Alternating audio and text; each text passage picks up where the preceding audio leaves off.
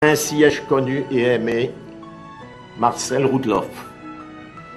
Puisse l'esprit qui imprégnait son action, puisse l'esprit dans lequel il menait son travail, puisse l'esprit dans lequel il exprimait ses convictions, ne pas être oublié et nous imprégner, aujourd'hui encore et peut-être plus que jamais, de son esprit, de l'esprit de Marcel Roudloff.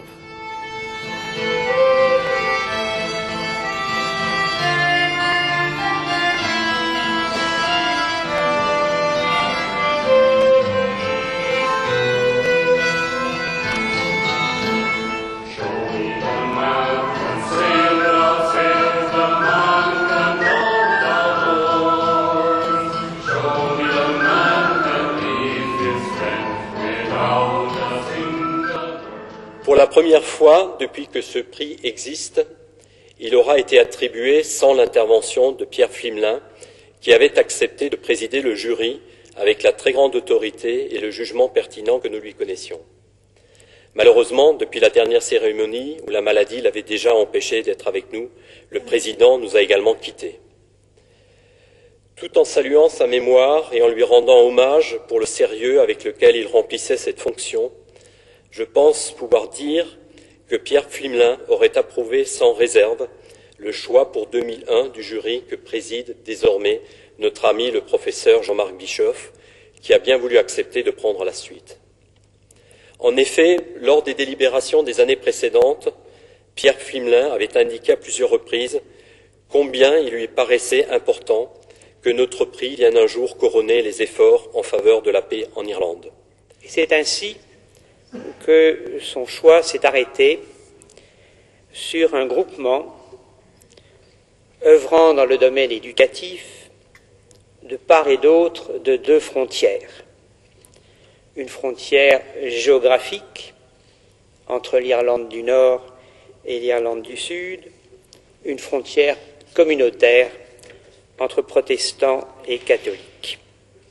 Il s'agit de Lorna Cloy True European Schools Studies Project.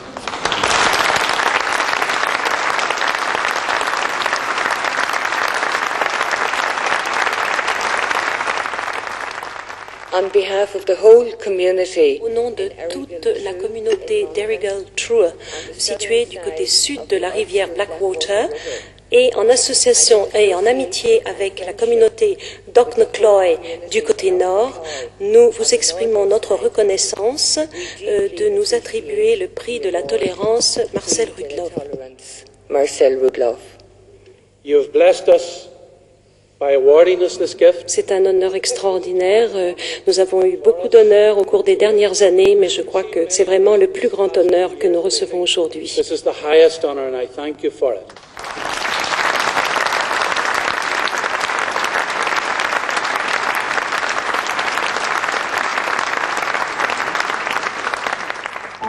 Je me souviens de deux moments qui m'ont vraiment marqué.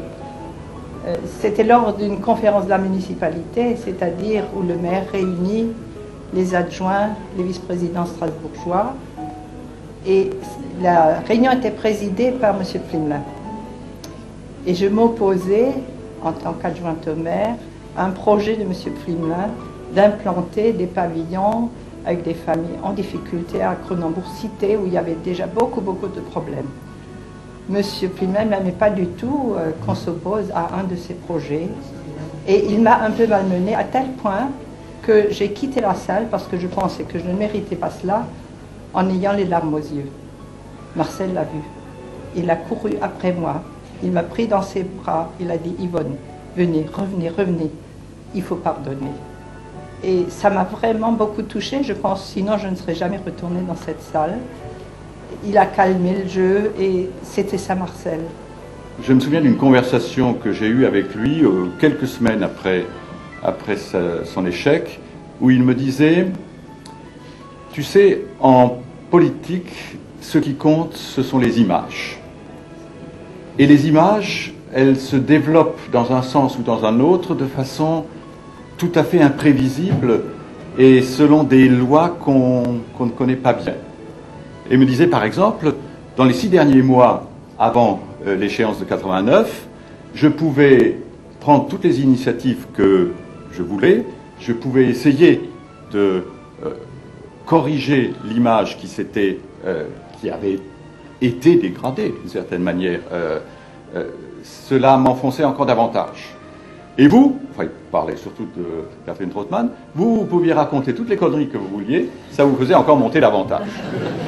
Et j'ai repensé là en 2001, évidemment, puisque je ne peux pas ne pas faire le parallèle. C'est d'ailleurs étonnant qu'à 12 ans de distance, on ait eu des situations très très comparables, enfin très très parallèles. Et je trouve que cette leçon qu'il m'a donnée à ce moment-là est une leçon profondément vraie. Et alors l'autre chose qui m'a frappé, c'est au lendemain de 89, effectivement, la présence systématique et permanente de Marcel Roudloff, ancien maire de Strasbourg, redevenu conseiller municipal.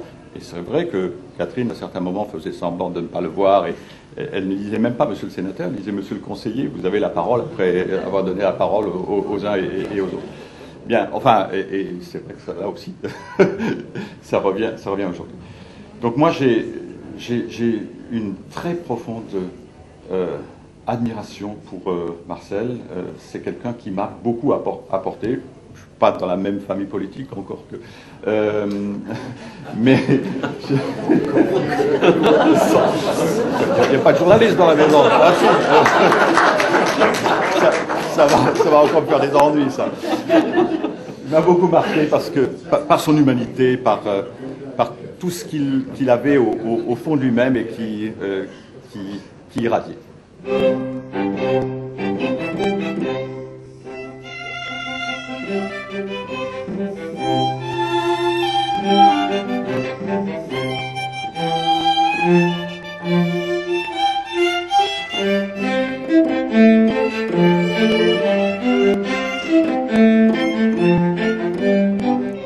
En proposant pour lauréat de l'année 2002 le nom de M. Stéphane Hessel, le jury du prix de la tolérance Marcel Roudloff est en quelque sorte revenu aux sources, à ce qui avait été le premier prix. Dans les 3 années qui nous précèdent, en effet, ce sont des hommes et des femmes qui ont manifesté leur refus du sectarisme, leur volonté d'ouverture, leur courage aussi, dans une action exemplaire qui se déroulait dans un lieu défini, la Bosnie, le Proche-Orient, l'Irlande, où le sens de la tolérance n'était pas la chose du monde la mieux partagée. Ce sont ces personnes-là qui ont été couronnées. Aujourd'hui, avec Stéphane Hessel, comme en 1998 avec Karl Norgard, titulaire du premier prix, ce n'est pas une action particulière, mais une vie entière, placée sous le signe du dialogue et de l'ouverture, consacrée à la lutte contre les injustices et les discriminations, à la promotion des droits de l'homme et à la lente et difficile construction d'un monde meilleur et plus équilibré qui a été distingué.